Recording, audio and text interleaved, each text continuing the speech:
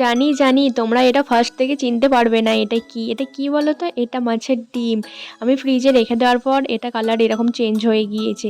আর এটা দিয়ে আছে কি বানাবো বলো তো, মিনি মাছের ডিমের বড়া। আর তার জন্য আমি ডিমটা তো নিয়েই নিয়েছি, তার মধ্যে হলুদ গুঁড়ো, ধনে জিরে গুঁড়ো আর লবণ দিয়ে পরিমাণ মতো আমি এটা ভালো করে মাখিয়ে নিয়েছি। মাখিয়ে নেওয়ার পর উনান জ্বালিয়ে এদিকে পাত্র বসিয়ে দিয়েছি, আর এর মধ্যে আমি সরিষার তেল দিয়ে দিয়েছি। আর এই তেলটা ভালো করে গরম হয়ে আসলে আমি বড়াগুলো এবার ছেড়ে দিচ্ছি। দেখো বড়াগুলো আমি এদিক ওদিক করে ভালো করে ভেজে নেব কড়া করে। তারপর এইভাবে আমি সবগুলোই ভেজে নিচ্ছি। আর তোমরা কারা কারা মাছের ডিমের বড়া খেতে ভালোবাসো তোমরা লাইক করে দিও। এদিকে তো আমি বেশ কয়েকটা বড়া ভেজে নিলাম এই একইভাবে। এদিকে বড়াগুলো আমি তুলে নিচ্ছি। দেখো এটা তুলতে তুলতে আর এদিকে কত জোরে বৃষ্টি চলে আসলো। আমরা তো অলরেডি ভিজেই গেলাম।